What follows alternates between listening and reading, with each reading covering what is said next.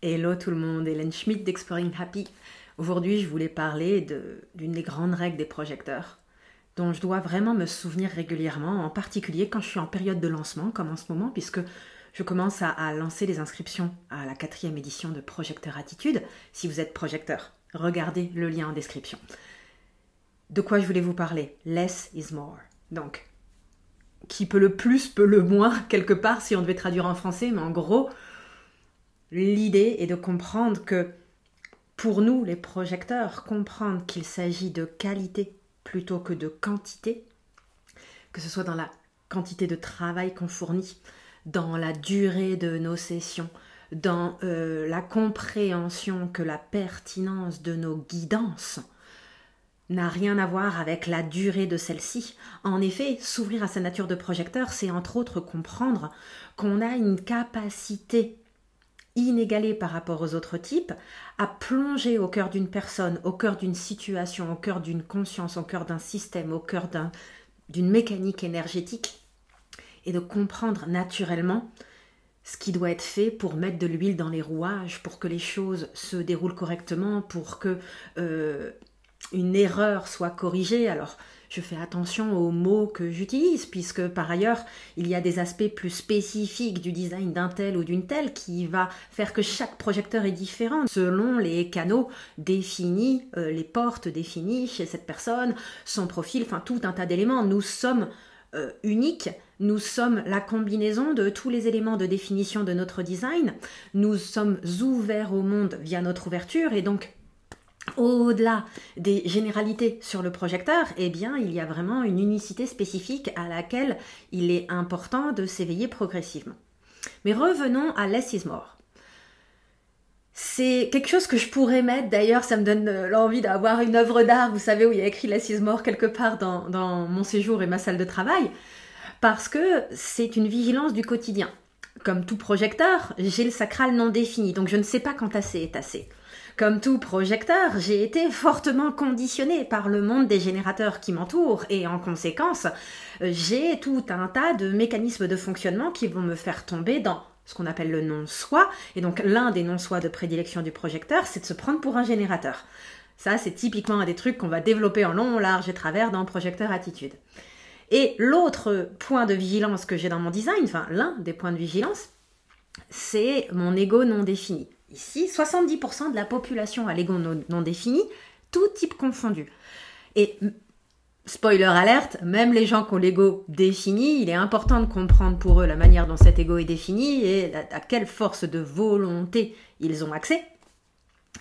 Et bien sûr que le thème du non-soi de l'ego non défini, qui va être la compulsion à chercher à prouver sa valeur à l'extérieur de soi-même, eh ben on va la retrouver aussi très souvent chez l'écrasante majorité des gens, y compris ego défini. Donc on va dire autre point de vigilance, centre de l'ego. Et je sais que typiquement quand je suis dans des périodes de lancement, à chaque fois, je crois que pour un projecteur, il n'y a rien de moins serein qu'un lancement, même si on a une audience qui nous suit, même si on est correctement reconnu et invité, même si on a un business établi comme moi. Ça restera toujours des périodes étranges et des périodes dans lesquelles, plus que jamais, je me souviens de cela. La manière dont je fonctionne vis-à-vis de ça, c'est la suivante. Tout simplement, lorsque je fais un travail, on va dire, de longue haleine, c'est-à-dire que je fais les choses à la vitesse d'un projecteur, vitesse d'un escargot. Bien sûr, je capitalise sur des années de contenu développé, de connaissances, d'une audience qui existe, et je me replonge à chaque fois, chaque expérience va être différente, et ce projecteur attitude va être différent des 3 précédentes, tout en capitalisant sur les enseignements, les expériences, je suis une ligne 3, les essais, les erreurs et les réussites des éditions précédentes. Donc, je me repenche à chaque fois sur le process, sur comment l'optimiser. Mon canal 1858, le jugement, fait que je suis toujours dans une dynamique d'amélioration continue, au service de quelque chose de plus grand que moi-même et pour lequel je suis reconnue et invitée. Donc là, typiquement, c'est un petit exemple en aparté de comment on peut utiliser le design humain pour mettre en mots l'expérience qu'on est là pour faire vivre aux autres et la valeur ajoutée qu'on est là pour mettre sur la table. Sur la forme, pas sur le fond, parce que ça pourrait se traduire de plein de manières différentes. Il s'avère que c'est lié au design humain, ça n'a pas à l'être. Donc, qu'est-ce que je voulais vous dire vis-à-vis de ça? Tout simplement que Je vais naturellement me plonger dans un programme de groupe dans les mois qui précèdent le lancement de celui-ci. Donc naturellement, en fait, quand l'intuition splénique fait que je me sens mûre pour faire un partage comme là, je vais le faire. Ça va pas me demander de préparation. Vous m'auriez demandé il y a 2 heures si j'allais faire cette vidéo, j'en avais pas la moindre idée. Ça m'a pris comme ça, c'était le bon moment, j'ai tiré le rideau derrière moi, j'ai lancé la caméra, c'est parti. C'est comme ça que je crée mon contenu. Il n'y a rien de forcé, il n'y a rien de calculé. Par contre, avec l'expérience, j'ai appris à comprendre que, en suivant le flow naturel des choses, le contenu va émerger de moi de la bonne manière. Et ensuite, qu'est-ce que je fais? Je le programme. Pourquoi je fais ça? Less is more. Ça me prend très très peu de temps de créer ces contenus. Je fais quasiment pas d'édit. J'assume les imperfections, les les trucs comme ça. Enfin, dans une certaine mesure, s'il y en a trop, je les enlève. Mais voilà, éditer, ça me demande rien. Il n'y a pas de super effets, il n'y a pas de méga caméra, il n'y a pas de... Enfin, bref, si vous me suivez depuis un bout de temps, vous le savez.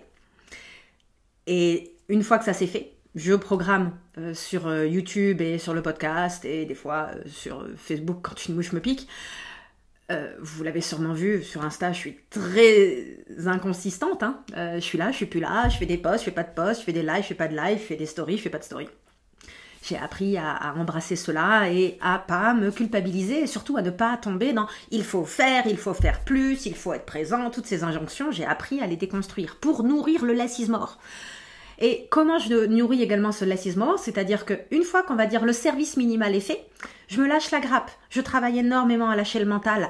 Et en période de lancement, c'est pas toujours évident. Bien sûr que mon mental, ces injonctions, ces bidules, ces machins, ces peurs vont revenir à la charge.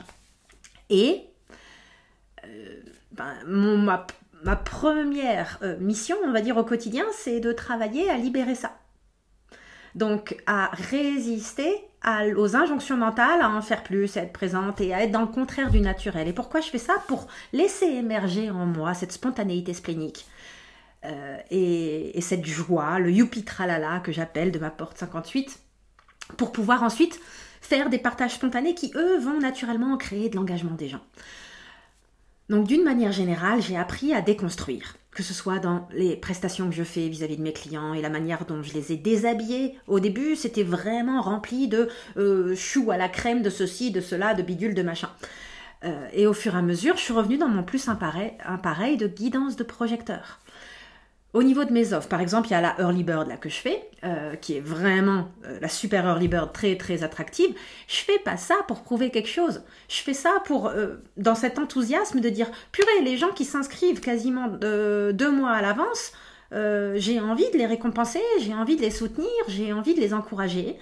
Et donc, ma manière de faire, c'est de proposer l'offre, la totale, donc l'accès à la totalité de mon cours en ligne, sachant que dans Projecteur Attitude, il y a 5 heures de tronc commun, plus 1 heure sur le projecteur, et ensuite toutes les autorités du projecteur, et vous avez un coupon pour avoir accès à votre profil. Donc ça, c'est déjà super chouette.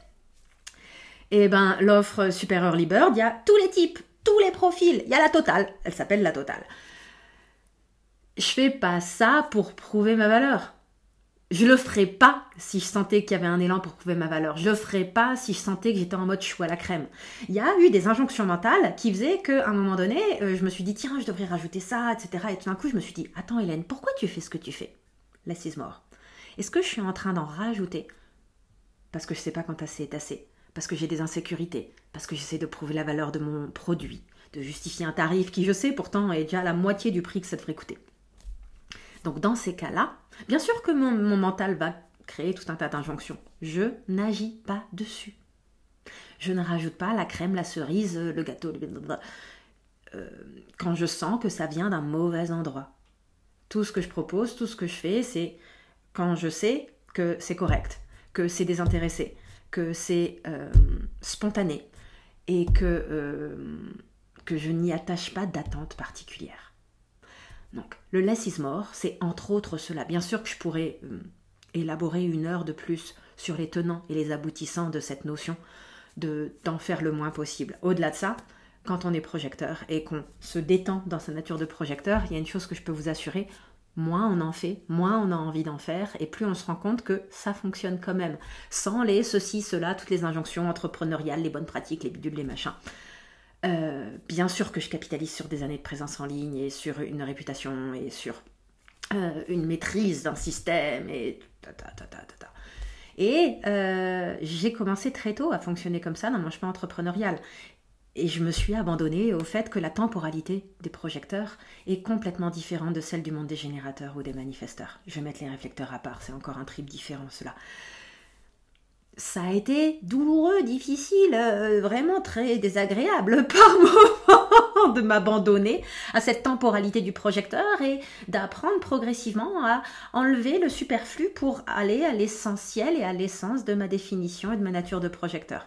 Mais ce fut un chemin fabuleux et c'est pour ça que Projecteur Attitude existe. Donc n'hésitez pas à aller regarder le détail si vous ne savez pas en quoi ça consiste, à me poser des questions, à réserver un rendez-vous découverte sans aucune obligation, sans engagement, bien entendu complètement gratuit. Et dans le mois qui vient, je vais donner plus d'infos. C'est juste que si vous voulez avoir accès à l'offre Super Early Bird, eh bien, ça va passer par la date limite du 27 juin. Il y aura encore le tarif préférentiel jusqu'au 12 juillet. Et à partir du 12 juillet, on est en tarif plein. Je vous en dis pas plus. Je vous laisse découvrir le détail de l'offre via le lien qui est dans la description de cette vidéo. Et je vous dis à bientôt pour la suite.